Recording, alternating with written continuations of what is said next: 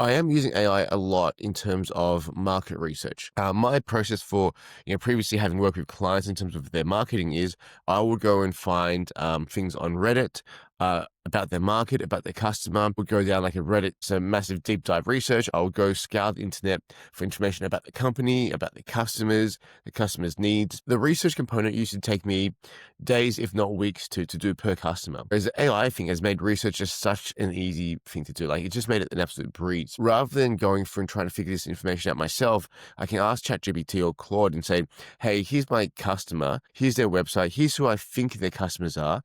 Give me a list of 20 or 50 articles or websites that's going to give me everything I need to understand what their customers go through. Hello, I'm Jeremy Rivera, your unscripted podcast host. I'm here with William Wang of Black Belt Consulting. I'm curious about your life experience that has brought you to this point and what inspired you to combine these disparate elements and bring them into the marketing that you're doing right now. Yeah. So first and foremost, thanks for having me, Jeremy. It's great to be here and have a chat about things in life. So I guess a quick summary of my life experiences was that, grew up here in Sydney, Australia, in probably one of the worst suburbs around. So I grew up kind of, that kind of typical immigrant bring where we didn't really have much, but, it was still a pretty good life. Parents wanted me to follow the very safe path of, becoming either a doctor, engineer or something like that. I was not smart enough to do that. So I defaulted to the path of going to corporate IT. So the reason why I went to corporate IT was because my dad was in IT and I just figured, look, this is just going to be an easy path. He can help me with assignments, things like that. But I kind of wandered around for a long while, went into just a default job. I became a business data analyst, which kind of means that I was just staring at spreadsheets from, 8 to 6 every single day and just hated my life. Uh, the problem with that was, the challenge with that is that I was on a pretty good salary. So as someone who was, 27, 28, I was making 130, 150K a year. But I really wanted to, I've always dreamt of going out on my own. But when you've got that salary and, by that time I was married and my wife had my second child, I was like, hey, if I don't do this now, then it's never going to get done. But how do you replace $130,000 a year salary, right? Like that's pretty difficult. So what ended up happening was I tried all this other stuff. I tried like e-commerce, I tried affiliate marketing, but it's really hard to hit that level in terms of revenue by selling a $20, $30 or, $20 or $30 widget where you've got a 10 or 20% margin on it. So I ended up looking at a few things and, copywriting and consulting and actually doing marketing for people ended up being this thing that you can charge $2,000 or $3,000 a month for. And at that time, I figured, look, if I can just get 3 or 4 clients per month, make 12 to 15,000 per month, I'm sorted. Like I'm sweet. I can work from home. I don't have to go on the bus every morning to go to work. Like life's okay. So, long story short, in the business side of things, I stumbled my way around for about 2 years. It took me about 2 years to hit that mark properly. And during that time, like, I made every mistake in business.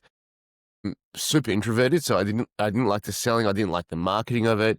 So it kind of was like this move that if in hindsight, if I'd known how difficult or what I needed to do to get to the point, I don't know if I would have done it. But long story short, 2 years, 2.5 years journey to hit that point. And then from that point on, like I made every single mistake to the point where I couldn't make any more mistakes. And then the business kind of took off. And I always say I accidentally built my previous business into a 7-figure business without really meaning to. It was just like the growth happened and, we just had to keep growing to keep chasing revenue. At a certain point, I started to figure things out, to enjoy business. And that's when, things happened. And then last point of that story is I sold that business about 12 months ago, and then I've been training Brazilian Jiu-Jitsu the whole way through, and got my black belt maybe 3 or 4 years ago. And so when I was thinking about this new business, it's like, well, what do we do? I still love marketing. I still want to consult, but let's bring some of the personal branding elements into it. And so that was kind of the birth of Black Belt Consulting. That I started my own karate adventure in the past 4 months and just graduated to yellow belt. Nice. So definitely feel, something in myself, a lot of your points echo some of the things that I've been through myself of, being in a corporate job. I worked for homes.com, and just, was stuck in this corporate nightmare where they thought a 2% annual raise was generous and would fight with employees over like $150 bonus. And it's just a soul crushing experience. I'm like, I got to do something else. I have to learn something else. And fortunately, the skill that I was learning, SEO, opened up doors, and then ended up working for a really good software company for a little while, doing SaaS and learning product marketing myself. So I definitely feel you on that side of making all of the possible mistakes of, because at that point I kind of tried to launch my own, freelancing. I've done, all of the different various versions. I've worked in-house, I've worked for a good agency, I've worked for a bad agency, had a successful stint as a freelancer, an unsuccessful stint as freelancer, and everything in between. So what has been your journey like working with a team, and what are those soft skills that you've had to learn over the years to make things happen, and not just, or maybe I'm putting words into your mouth, but is there something to those soft skills of being able to work together, put together teams and functions versus just doing the solopreneur thing? I'm just the entire thing carrying this. That's a really good question. So, I mean, I'll give you some context into it. When I first started the business, my first business, I didn't think anything of, like, I just thought, I could easily do it myself and get to 12, 15K a month. And I very quickly figured out it was really difficult to, like, there's so many small things as an entrepreneur and a business owner you have to look at, right? There's like the invoicing, chasing invoices, paying the taxes, doing all the million little scheduling appointments, like the million little things that it's really nice to get help for. In my current business and in the businesses I'm about to acquire, I'm looking at Teams as an AI enabled. So I think the Teams thing has really changed. So there's obviously and I'm kind of rambling here. There's a lot of soft skills you have to have with a team, but in having grown a seven-figure business, I realized that I like having a very small core team of highly competent people. People who you don't necessarily have to, micromanage or have a look at what they're doing every single day of the week. I'd rather have competent people who know how to get the job done, and who are A players. So that's one thing that I've realized, right? Well, my team in my last business, we had about 20 people at our peak, or about 25 at our peak, and it just got a little bit too much. Like, it's just, at 25 people, we needed about 3 levels of management, and because most of my team were, well, about 90% of my team were virtual. We had about 4 or 5 locally here in Australia, and then we had about 20 in the Philippines. But to manage a virtual workforce, it's really difficult. Like, you can't turn around and ask somebody a question. It's easy to get distracted by tasks that, and you go into this massive rabbit hole, where team members will spend a day working on something. I'll turn around, we're like, that wasn't what we wanted to work on at all. So it's kind of, very difficult to manage in that term. Soft skills, obviously, you have to learn about how can I inspire people, how can I lead people. But I also think in this day and age, the way that I'm going to build new businesses is really just, give people a goal, give people a vision, and then hire people who are competent and disciplined enough to do what they need to do. I think that's sometimes one of the harder things is figuring out where to let go of the back of the bike. As a father, I've got a 7-year-old and a 12-year-old, and there's that moment where you're running alongside and holding the back of the bike, and you know you've set up everything in motion, and if you don't let go, it's not going to work. But it does take that test of faith of, I've got this, let's go.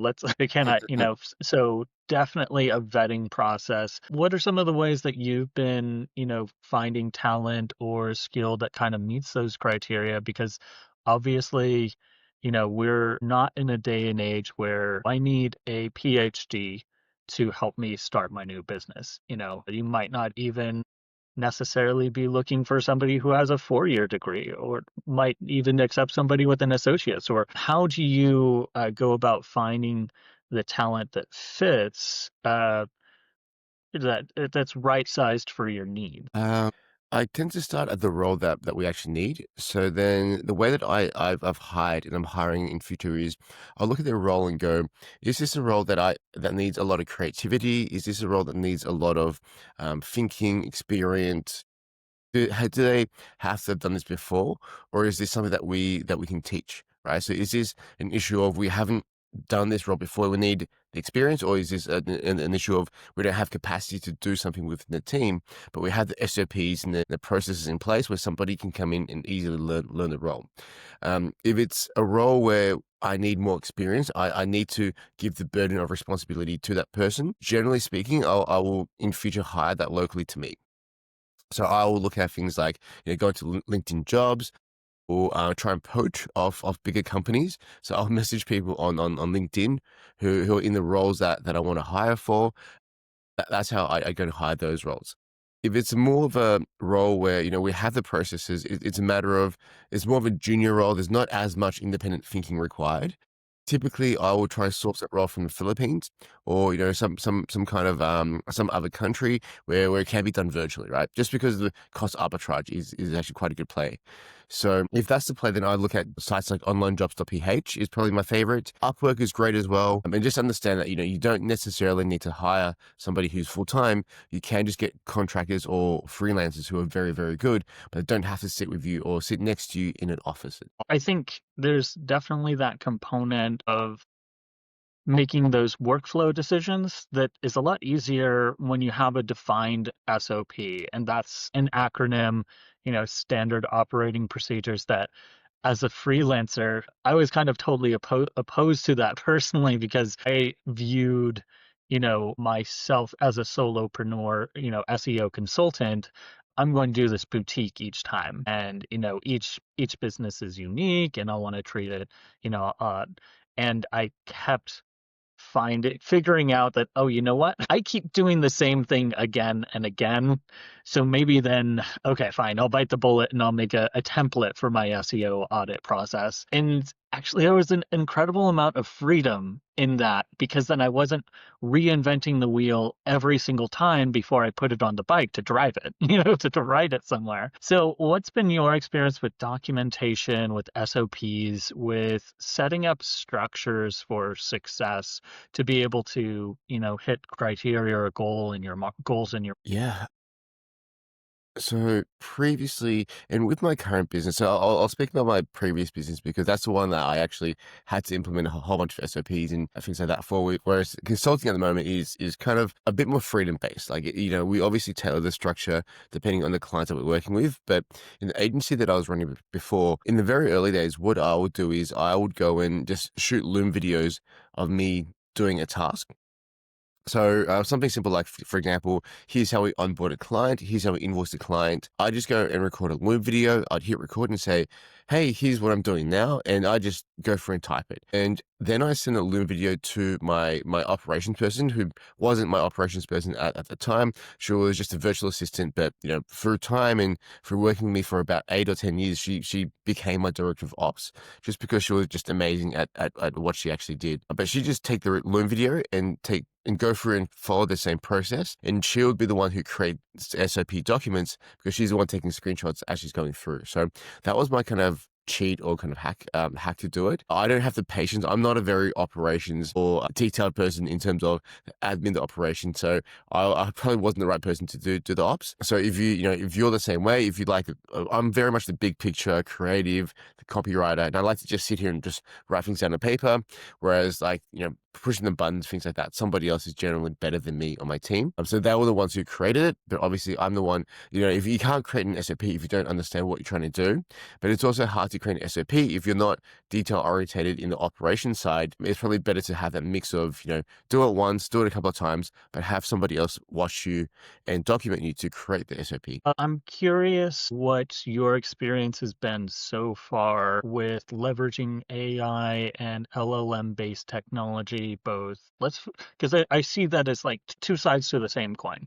There's how you leverage it internally for ops and managing things, executing internally and supporting your marketing process. And then there's the flip side of my Michael McDougall, my friend, calls it your least trained customer support representative. So I feel like there's two conversations to have. So let's talk on the one side in terms of like operations, in terms of marketing, effectiveness. What are the upsides and downsides to the tools that have been rolling out to professionals like us? Yeah, really good question, and I think this is something that's on everybody's mind at the moment, right? Like it's a hot topic. In terms of operations, you know, it's funny because I think operationally the way that we're using AI is we don't use it a heck of a lot. But most of the software pieces that we do use, for example, a billing or Stripe or things like that, they're starting to build AI into it. And so I think the AI component of those is more just for like reporting and finding trends, things like that. I am using AI a lot in terms of market research. My process for, previously having worked with clients in terms of their marketing is I will go and find things on Reddit about their market, about their customer. I'll go down like a Reddit, just a massive deep dive research. I'll look at association websites. I'll go scour the internet for information about the company, about the customers' needs, and the research component used to take me days, if not weeks, to do per customer. Whereas the AI thing has made research just such an easy thing to do. Like it just made it an absolute breeze, right? So rather than going through and trying to figure this information out myself, I can ask ChatGPT or Claude and say, hey, here's my customer, here's their website, here's who I think their customers are. Give me a list of 20 or 50 articles or websites that's going to give me everything I need to understand what their customers go through. And so, obviously, within marketing, what I really need to understand is what are the pains, frustrations, challenges and goals that the end user has, right? Because they're the ones who are going to buy the products. AI can come through and create this picture for me of, hey, your end customer is Mary. She's 32. She's married. When she wakes up in the morning, her husband's already up. He's getting ready for work. She's got work as well, but she's also got to get the kids ready for school. The alarm's gone off. She's tired, but she has to drag herself out of it. Like, it just gives you this amazing story from the perspective of the customer. And before, I was the one who had to go and create that story, or I was the one who had to go and create and look at, comments on websites and, look at what people are saying. But now that's kind of getting delivered in a matter of minutes rather than days or weeks. So obviously, that being said, though, with AI, there's just so much BS that's like it hallucinates so much stuff all the time. So you've got to be very, very careful. And so the standard rule I've got at the moment is nothing that we do that gets delivered to clients or that we tell clients to deliver for themselves, none of that is actually AI done.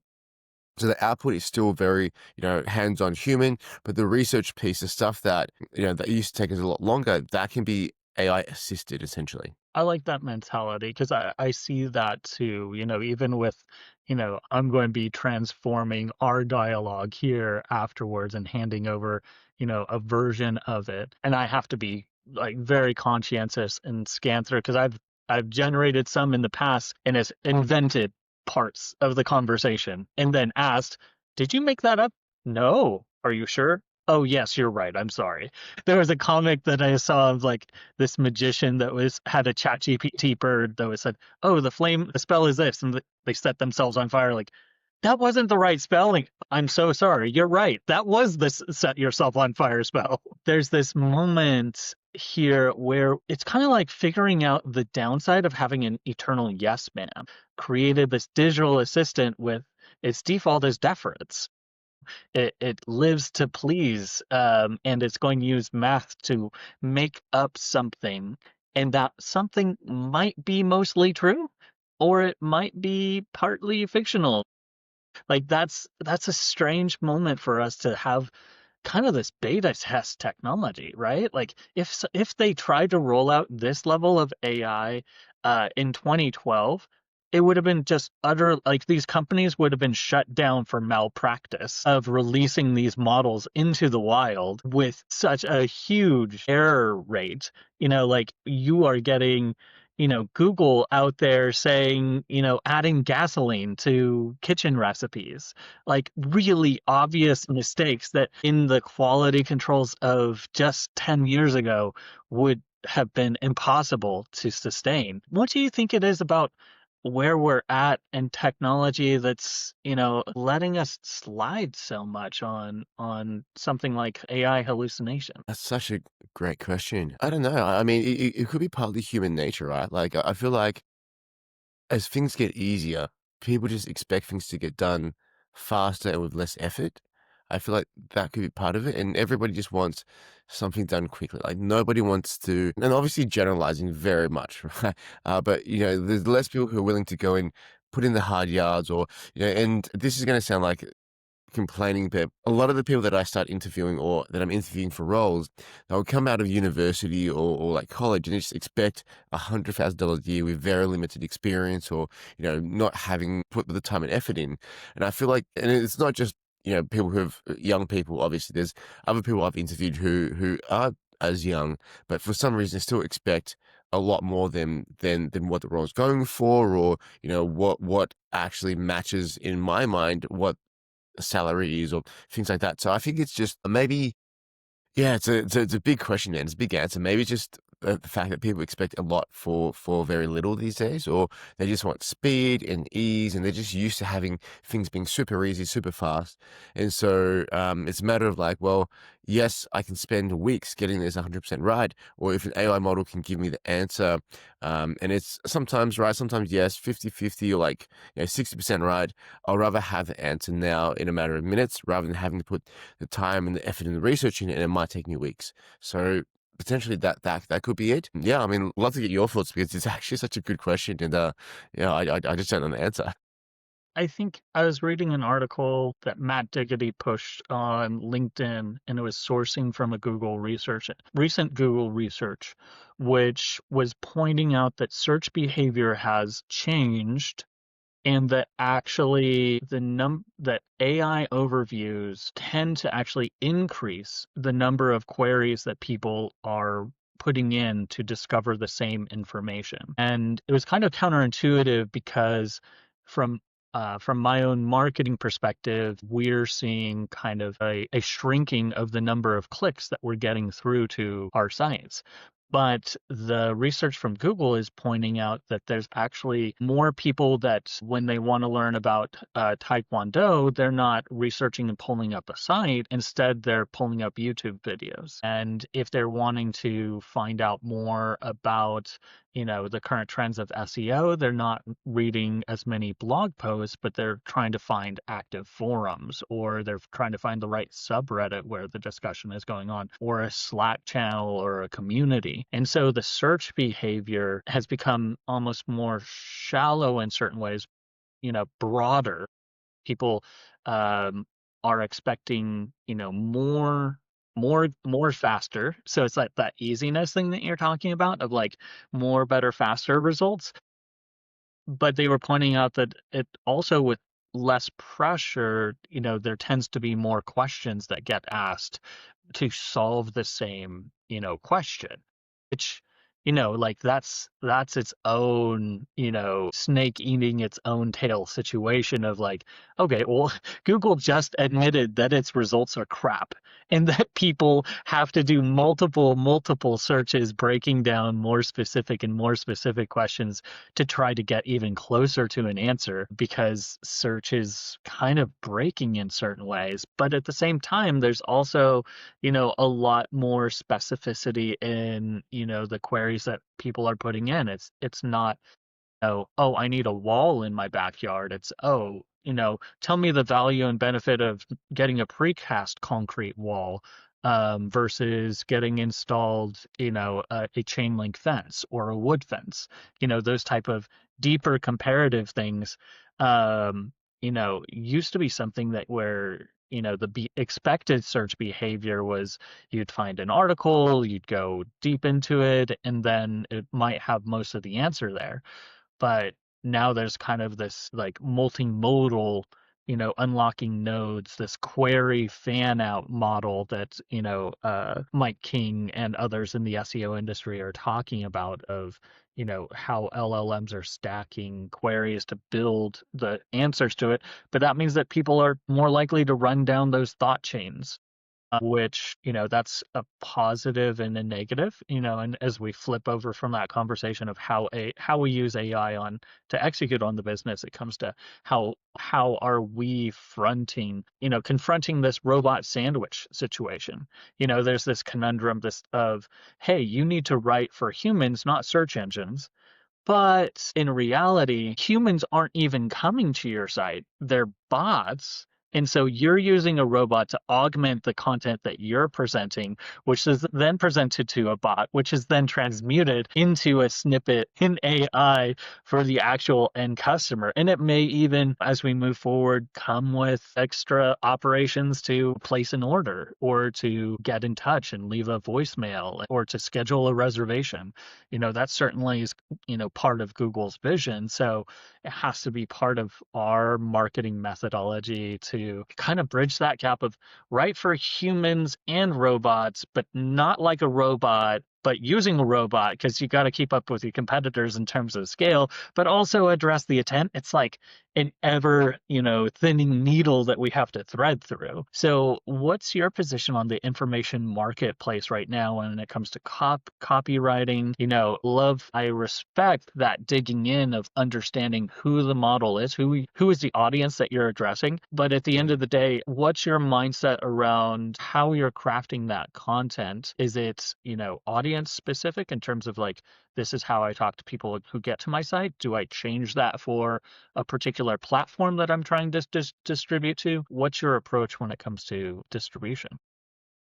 Yeah, it's interesting too because obviously, you know, I geek out about copy, right? And I geek out about, every single word that goes onto a page. But then you're very right in that, if how people are consuming is changing in terms of, if you're hitting the page, they're just using snippets and doing all of that, like how does that affect it? So there's I segment in my mind, and remains to be seen if this is correct or not. But I segment things that, for instance, if I'm writing blog posts, I know now that I can be a little bit more fluid in terms of how I'm writing, just because likely that post gets picked up by AI rather than a human, and actually showing a snippet. But my thought process around all of that is I've got to create media differently depending on the platform. So I'm very bullish on video media, for example. So I'm about to dive deep and invest a lot into my own YouTube channel, own video, and I think that's where consumption is actually going. And oh, give me one second. I just sneeze. It's hay fever season for me, so my nose is just going off. But I'm thinking about the consumption model of people, and for me, if it's copy that I'm writing for a funnel for an ad, I'm still very much of the opinion of this has to be perfect because that's media that you're pushing onto somebody, right? So if I'm running meta ads, for example. I know that it's a real human, or generally speaking, a real human that's consuming the copy that goes onto the meta ad itself. And so I will still take all the time and effort I need to create that copy. If it's a YouTube channel, right, a YouTube video, the way I'm writing the script and the way that I'm presenting the video, it's very human and human. So I'm stripping out everything, but it's still very, very thoughtful, very contained, very much following a flow. Whereas now, if it's for like a blog or something like that, yeah, I'll use a little bit of AI assistance for that. So really depends on the channel that I'm writing for. In just in terms of how careful I am and how much I'm using AI to supplement that. That's a great segue because in I was talking with Matt Brooks of SEO Tarek that I think that the golden age of SEO being Google only or Google centric and digital marketing in general, relying so heavily just on Google, has come to an end, and cross channel marketing is having a heyday. So, with that comes the difficulty of choosing which channels to leverage and what are the indicators that something a different way might yield more results, whether that's going, and hosting IRL in real life events, using Facebook organically, using, organic on secondary social, or whether it's paid ads, email, physical mailers. So, what's your strategy with your clients in understanding the marketplace and understanding where should you be participating? How do you spread that out to have the most impact? Again, it depends on the business. So I'll talk a little bit about my own business at the moment, and then potentially, for some different business types. But in my own business, the way that I look at it is I've got to match consumption with where my people are. So I'm going bullish on a couple of key areas. And this is, just to give you context, I never used to be like a content or a social media guy. My thoughts in the past were, can I send cold emails directly to my audience, or can I run ads and actually put my ads directly in front of the right people? I'm still bullish on both of those. Like, I'm still sending cold emails to the market, and I'm seeing, that they're effective. I'm still running ads and seeing that they're effective as well. In fact, both of them have actually turned around and become even more effective over the past year or two. But I also realized fundamentally that the brand element, like, that's so hard to replicate in terms of direct response stuff. Like, the brand, yes, it takes longer. Yes, it's harder to measure, but I've just seen people who've built, smallish channels on YouTube and on Instagram, but have phenomenally big results from it. So I'm definitely going to be using those channels. The flow for me is because I'm consulting such a, business where people need to know who I am before they work with me, right? They need to know what my experiences are, what I've done, what I can help them do, my track record. So I need to show that. And for me, the best way to show that is through YouTube and also social media. So YouTube's the big one for me. I'm investing a lot into that this year. And then Instagram, surprisingly, has been good for me as well. I've only just started on Instagram, but even with like a very small audience, I'm picking up a few hundred views per video, which is very surprising to me. Uh, the right views, I'm not sure, but the fact that I can post a reel up and get long-term growth, and every single day it grows and more people see it, that's kind of surprising to me, because it means that the content's sticking around, which for me is, I don't like creating content once and then having it just disappear into the ether, right? And I used to be a big fan of LinkedIn, because you could get more from there, but it just feels like it's so transactional and kind of day by day at the moment. So I'm a little bit bearish on a platform like LinkedIn, but a little bit more bullish on like video content now. But that's just consulting, right? For my clients, it could be different. Like, if you're in e-com, or if you've got a software company, that might not be the right play, because software, I mean, people are searching for what your software can do. Do you need to be on YouTube? I don't know. So it really does depend on like how your audience wants to consume, and where your audience are. Yeah, I find with software it is very difficult to maintain like a good video presence, mostly because if you are good at SaaS, your platform itself is should be changing consistently. Like, if you have an active product manager pushing, modifications, then you have to really commit to providing like a new updated version of that video showing that particular feature, because one release and it moves over to another corner, and or maybe that feature gets pushed into another subsection. So that can be very difficult to keep up that medium as a marketing method. Although it does have its own, benefit to have that feature release as the engine of your marketing and like featuring what's come out, but that also requires a really good connection between the developers, your product manager, and the marketing team to align all the way through and consistently be able to do that. If you are, it's a fantastic method. But yeah, there's other plays that are, if you don't have that going for you, for SaaS, there's definitely, a little bit safer to focus on the content marketing, the written word, the help documents, thinking about, satisfying as many of the customer support queries before they happen with your marketing. Being a good provider for your own clients becomes a great marketing channel. So it's not limited there, but I'm curious when it comes to, physical services or consulting with, somebody doing, installing pools on the service side of things. What's been your recent experience, and what's your go-to strategy for marketing mix and approach for service-based businesses? Yeah, so service-based businesses, I think, I work with a bunch of them. I think they're actually great businesses, because they're, generally speaking, unless you've got franchises across the country, you're limited in terms of geography, right?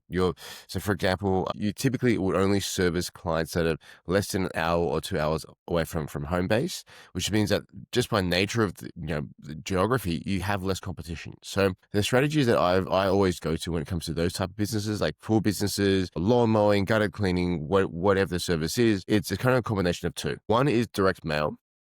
So just saying, hey, here's the area that I target, here's the area that I service.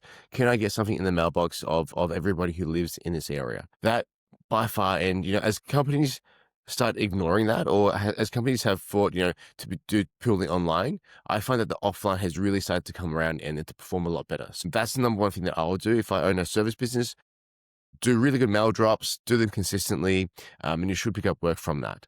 The second bit is because you are limited geographically, ads like, Meta ads, Google ads, for example, they become actually a little bit more effective because you're limiting the area which you're showing your ads. So you're not competing with countrywide companies, limit the area, and then, you don't have to do any other targeting. Just have a good message, have a good offer, go to your local area, tell them that you're someone who's from the local area. And the advertising is actually a lot simpler on that one as well. The content, you might necessarily not want to be doing content as much. I mean, most people when they're looking for services, that they're probably not trying to do it themselves, so they don't need your video on how you do it themselves. Video is kind of secondary for me, although that could change going forward. But it's literally, if you want more clients and you're in that kind of area, just go direct. You mentioned it. I'm curious if you've had experience like either working with, a franchisee type business where they've come in and asked for help. What's your thoughts on that particular model? Like, you've got a franchise pizza restaurant or you've got a franchise roofing company. What are the upsides and downsides of if you're trying to be an entrepreneur of looking for a franchise opportunity versus, bootstrapping it yourself? Okay, my thoughts on this have actually changed a lot over the years. And when I think earlier on, I would have said, look, there's no point franchising. You're literally paying somebody hundreds of thousands of dollars or millions of dollars just for a brand. Having gone through trying to building my own thing, I feel like there is a lot of value in having systems, right? In just having somebody say to you, when a customer or when the lead comes in, here's the emails you send, here's what you say on the phone, here's how you convert them, here's how you charge them. He said, like, it just really makes business really easy. The flip side, I'm not a fan of, or I'm not for or against franchises. I think it really depends on the person that is going through the franchise. If you haven't run a business before, I think it's phenomenal. You're going to make way less mistakes. You're going to take way less time. But the franchise is also something that you have to pay a lot of money for. So that's the issue. And you've got less freedom to learn. You've got less freedom to explore because, if they're a more established franchise, you can't do marketing whatever way you want. So if you buy a McDonald's, and this is an extreme example, if you buy a McDonald's, you're not the one who's going to be controlling the marketing. You're not the one who's going to be controlling, how your brand looks. Somebody else does that, which is good, but it also can be bad, right? So you're never going to be I mean, I know very, very wealthy franchise owners who own like 50 franchises. They make a lot of money that way. But in generally speaking, are you going to be making as much as a franchise owner? Probably not. So it's just a balance of, where you want to go, what works for you, what skills you have, what experiences you have. It could be good for some, might not be great for others. I'm curious, what was the worst mistake that you made, if you're willing to disclose it, and Yeah, what yeah, yeah. did you hopefully learn from that disaster? Worst mistake, man, there's just been so many mistakes in business, actually. I think the most expensive one has all to do with hiring. I've probably personally lost hundreds of thousands of dollars in terms of hiring the wrong people, setting them up for failure, setting them up in the wrong way. So I think if there's anyone that's obvious, that would be it. The mistake that I made was hiring the wrong way around in terms of what I needed for tasks at that point. Then, so and I don't want to be, because when it comes to like, I'm going to caveat what I say and have a disclaimer that it was all my fault. I'm not saying, hey, my employees didn't do the right job, because they did the job to the best of their abilities, but their abilities were hampered by how I supported them and helped them with onboarding, helped them to do what they could do. So I'll caveat that by saying that first. But I hired in the wrong fashion. Um, the hires that I had locally, I had a general manager, I had an account manager, and then I had a copywriter. And so it was all still virtual. And between the three roles, we were paying about, I would say, anywhere between $500,000 per year for three roles, right? Very expensive roles. And the way that I look at it now in hindsight, first of all, I hired a general manager because I was burnt out and I just felt, I don't want to be in the day to day of the business. So I hired for that role. The recommendation from my network was that, well, if you're going to hire for a general manager, what are you doing next? You want to hire for an account manager, so you're not stuck on phone calls, stuck talking to your clients. The problem with hiring those two roles is that one, we weren't big enough for a GM. Like we just did not need a general manager. We just needed me to spend less time working in a few of the things on the business. And so that was just completely wrong hire, and we completely hired the wrong person for the wrong hire. So we hired somebody who would have been great for a bigger business than what we were, but for the business of our size, she just wasn't quite the right fit. And then, there was a few things going on with her personally, and it just wasn't, potentially the right time, right place, and right company. So that was a big lesson. The account manager was more, again, an extension of me just not knowing what we actually needed to hire for. Same kind of thing, very expensive account manager, $100,000 per year, plus costs associated with the hiring. And she was great at what she did. Customers loved her. But the problem was that my business, as I had previously, right, I had a marketing agency. The conversations with the clients was what would give me the ammo to go and write the copy, to run the campaigns. And so having somebody as a layer between that meant I still needed to have the conversations, but it just became so. Not only did I have those conversations anyway, I now had somebody tagging along to the conversations for no apparent reason. Right. Yeah, so very much a wasted kind of role. And then when I did hire the role that I did need, which was the copywriter, I hired that role. Again, I hired somebody who I thought was senior level, who probably wasn't, so had a senior level salary, but probably wasn't senior level quality. But again, it came back to my fault of not giving her the right training to move her up into that senior kind of skill set. And the way that I should have done it was to hire someone local to me. So she was in another state. I should have hired somebody local to me, got them to come into the office, every single day and sat next to me, because then it's a lot easier to learn how I think about copy, how I approach the copy. And it would have been a lot easier for me to look at what she's doing and said, hey, you're actually not thinking about it the right way in this case, or hey, you're thinking about it the right way, but you've got to think it through some more nuance in this area. And that would have been, a 3 to 6 month training process, but she would have been really, really good at the end of it, versus having just somebody sticking around for 6 months, doing something virtually that, every time that she came through, it was so far and away from what I expected. I just ended up doing it myself anyway. So, but that was the right role, done the wrong way. And that was, a massive learning experience. So I think a lot of my mistakes, especially the bigger ones that cost me a lot, were to do with hiring, but more so how I approached it and how I managed myself and my stuff. That makes sense. As to kind of wrap up, share, how people can connect with you and kind of, what you're working on now and what value are you bringing to the market right now? Yeah, so at the moment, there's a couple of projects that I'm working on. The one that I'll talk about is Black Belt Consultant. So that's essentially, with AI coming through, the marketing execution stuff is actually so easy now. Like AI's made it so much more easy. You don't need to go and hire, tech people, designers, things like that. There's ways to do it. But what people are missing is a strategic piece. So if that's the case, if people just don't have the strategy in place and need somebody to come along and go, hey, here's how you target the market. Here's what you should be saying, here's what you should be doing. That's how I kind of fit into the picture. So if somebody wants me to have a look at marketing, if you're doing, 25K a month, you want to get to 250K, hit me up. You can probably find me on LinkedIn. You can probably, send me an email. It's will@blackbeltconsulting.co.